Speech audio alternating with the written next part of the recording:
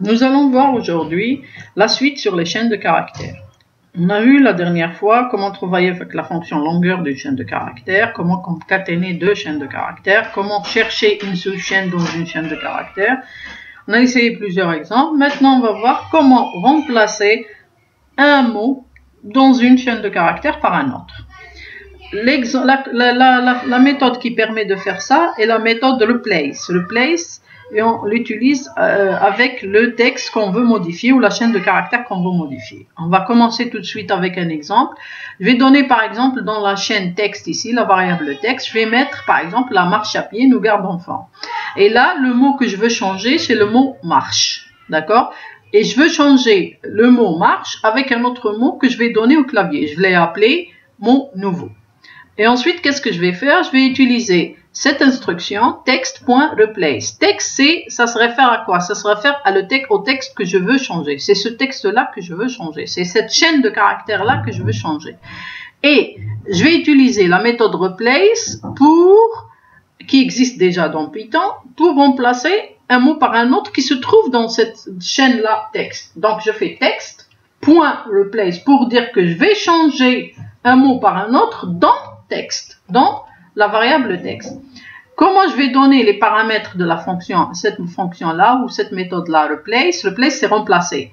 Je vais donner d'abord le mot, là, le premier, c'est quoi? C'est l'ancien mot, d'accord? Out pour dire la chaîne ancienne et la nouvelle chaîne. Ça veut dire que je vais remplacer par la nouvelle chaîne. Donc là, qu'est-ce que ça veut dire? Je vais dire, je vais remplacer dans mon texte, la marche à pied nous garde enfant. L'ancien mot, c'est quoi? C'est marche, d'accord? Le mot nouveau, c'est cette variable-là, mot nouveau, que je vais donner au clavier, d'accord? Je vais, sans plus tarder, essayer cet exemple. Donc là, qu'est-ce que je vais donner? Le mot, s'il vous plaît, je vais dire par exemple course. Et là, le mot, s'il vous plaît, c'est le mot nouveau, c'est celui-là, d'accord? C'est input qui est saisi au clavier. Donc là, qu'est-ce qu'il va faire? Il va remplacer la marche. Pourquoi? Parce que ces mots, c'est marche. D'accord? Il va remplacer marche. D'accord? Et il va remplacer marche par quoi? Par le mot nouveau. Le mot nouveau que je viens de donner, c'est course. Donc, je vais faire entrer. Et là, regardez, la course à pied nous met en forme. C'était avant la marche à pied nous garde en forme. La marche à pied nous garde en forme. Là, avant, c'était la marche à pied nous garde en forme. Maintenant, c'est la course à pied nous garde en forme. En principe, la course nous garde en forme pour le français, mais l'important pour nous, c'est d'essayer de modifier ce texte-là. Donc, j'aurais pu, par exemple, remplacer le mot qui se trouve, par exemple, j'aurais pu directement ne pas utiliser la variable mot nouveau, utiliser, par exemple, une autre chaîne. Je vais dire, par exemple, la joie. Peu importe pour le sens de la phrase, mais l'important, c'est de comprendre comment ça se passe. Là, c'est pas la peine de faire mot nouveau parce que j'ai utilisé directement une chaîne fixe qui est la joie. Là, regardez le texte modifié, la joie à pied nous garde en forme. Ça n'a pas de sens côté français, mais l'important qu'il a remplacé la marche avec la joie. D'accord? Donc, je vais modifier ici et je vais mettre ici, comme tout à l'heure, mot nouveau. Mot nouveau. D'accord? Et là, je vais activer, c'était un commentaire, ça veut dire que ça ne sera pas exécuté. Maintenant, je vais l'activer. Et là, je reviens à la forme originale. Je vais réexécuter. Le mot, par exemple, je vais dire, je sais pas moi, je vais dire par exemple réussite. Je vais remplacer le mot marche par réussite. Donc là, je vais activer, regardez. Là, j'ai fait une erreur de saisie. Je vais réexécuter. Alors ici, qu'est-ce que je vais faire? Le mot, on a dit c'est marche. Et le mot nouveau, c'est input le mot nouveau. C'est cette instruction-là qui est exécutée. D'accord? Alors, le mot nouveau, je vais dire par exemple bien. Et là, regardez. Le bien à pied nous garde en forme. C'est-à-dire marche a été remplacé par bien. La bien à pied nous garde en forme. D'accord? Voilà pour comment remplacer un mot par un autre dans une chaîne de caractères. C'est la méthode replace. Il faut donner l'ancien mot et le nouveau mot. Et ici, préciser que c'est la chaîne qu'on veut modifier. C'est texte qui sera modifié. Là, c'est l'ancien mot. Là, c'est le nouveau mot. Et on affiche le nouveau texte. D'accord? Ça, c'est juste le retour chariot, c'est-à-dire il saute à la ligne, le saut à la ligne. Et voilà pour l'exemple replace. Ensuite, deuxième exemple, on va essayer de voir c'est quoi un code ASCII. Dites-vous bien que vous utilisez des caractères, mais des caractères là, dans l'ordinateur, c'est des codes. C'est des codes. Et en principe, tout ce qui est utilisé dans la machine, c'est du code binaire, c'est des 0 et 1. Mais pour nous, pour pouvoir l'utiliser, chaque caractère possède un code. Par exemple, le caractère A possède un code. Quand on parle de code ASCII, ce code-là, c'est la fonction ORD qui nous permet de le faire.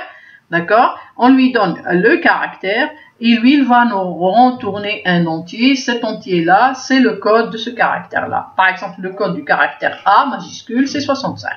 Et on va l'afficher. Regardez ici, 65. D'accord? Si je vais faire par exemple la lettre B, ce sera 66. Regardez. Si je vais la lettre, par exemple, Z majuscule, là, ce sera, par exemple, 90. Regardez, c'est 90. Maintenant, je peux faire ça pour plusieurs codes. Donc, je vais utiliser quoi? Je vais utiliser l'instruction for, par exemple, pour connaître les caractères par exemple, de lettres. Par exemple, pour T in A, B, C minuscule, A, B, C majuscule, print code ASCII là de T. Le T, c'est la lettre, d'accord? Code ASCII de A minuscule. Or, T, il va me donner son code numérique. On va essayer tout de suite. Par exemple, pour A, B, C et A, B, C majuscule. A, B, C minuscule, A, B, C majuscule. Regardez ce qu'il va faire. Là, d'abord 90 parce qu'il a affiché le code de Z ici. C'est le code de Z. Et là, code ASCII de A, c'est 97 minuscule. B, 98. De C, 99. De A, 65. De B, majuscule 66. De C, majuscule 67.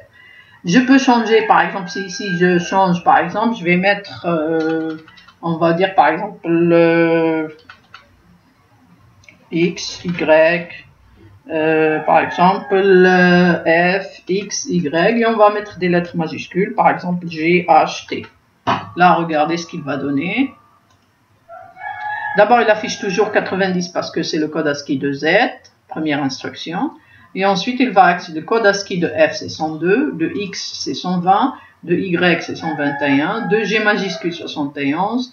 De H, c'est 72. Et de T, c'est 97.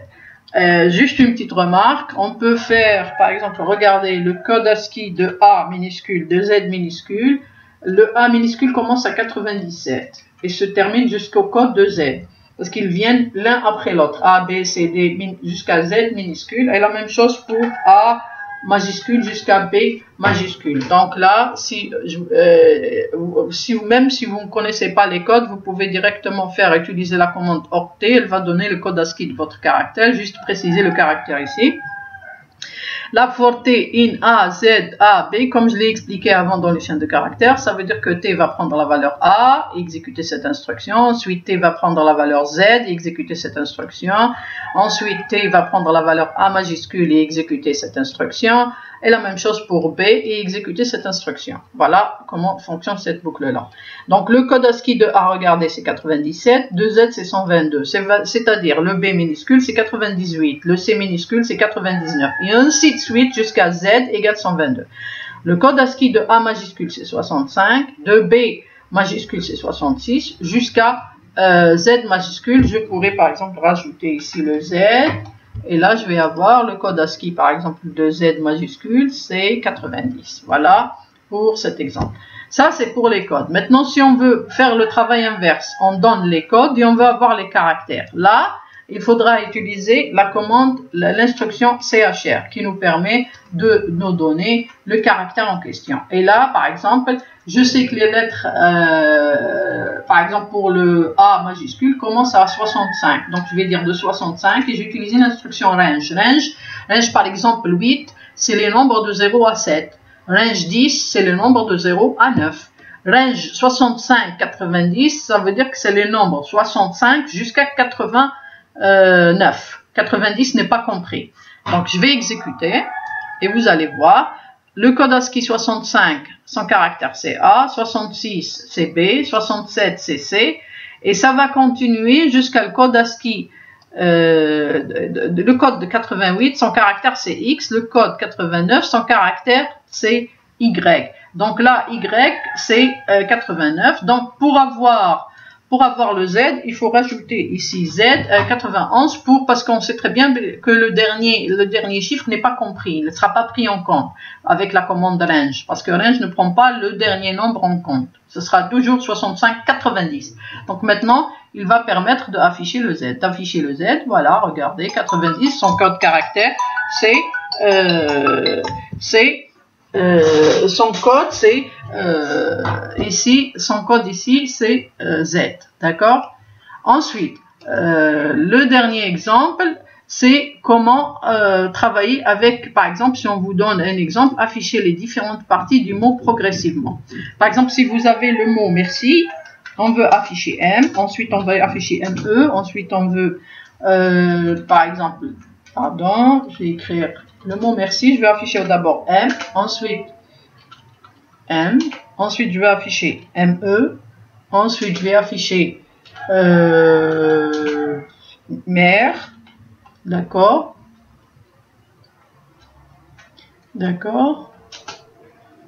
R,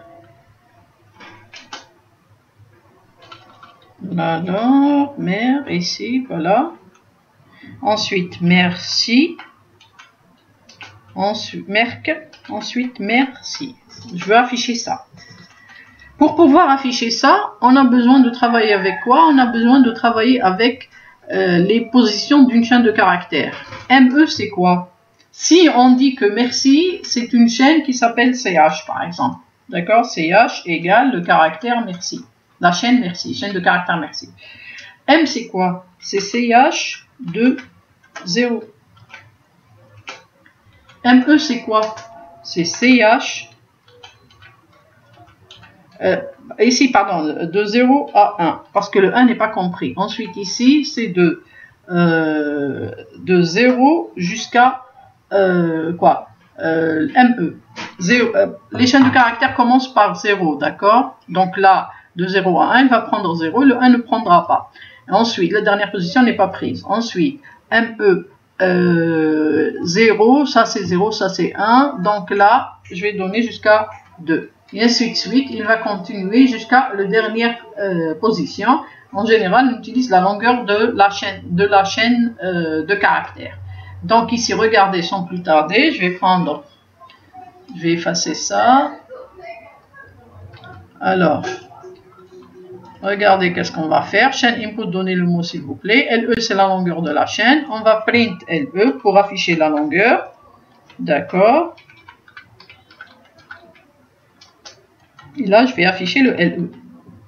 D'accord. Je vais exécuter. Et là, donner le mot. Je vais dire par exemple livre.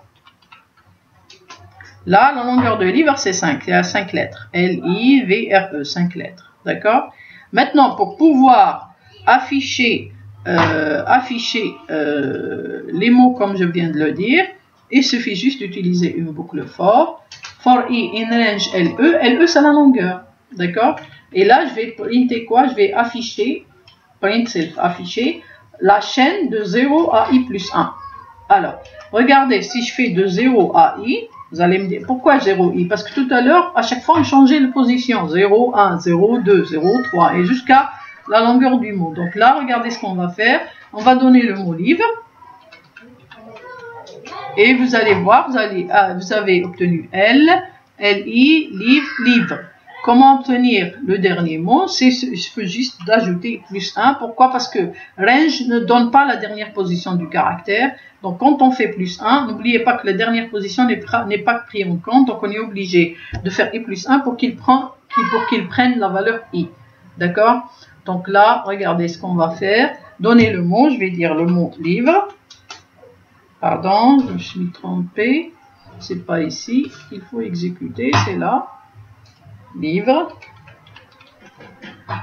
Et là, j'ai exécuté. J'ai fait une erreur, je recommence. Et là, je vais faire livre. Voilà. L-I, livre sans E et livre avec E. Je vais essayer un autre mot pour que vous soyez sûr. Par exemple, réussite. D'accord. Regardez, R-E, réu, réussi, réussite sans E et réussite avec E. Voilà. Rappelez-vous, c'est les positions de... Ici, on ne fait pas changer les positions de la position 0 jusqu'à I plus 1, sachant que notre I, de 0 jusqu'à LE moins 1. Pourquoi? LE, c'est la longueur. Et ça veut dire quand on rajoute I à plus 1, ça veut dire qu'on va arriver à L, à la longueur de la chaîne, length de la chaîne. L, c'est len ici, LE, c'est la longueur de la chaîne. Donc, rappelez-vous qu'on peut faire ça. D'accord? Voilà pour cet exemple sur les longueurs de chaîne de caractères.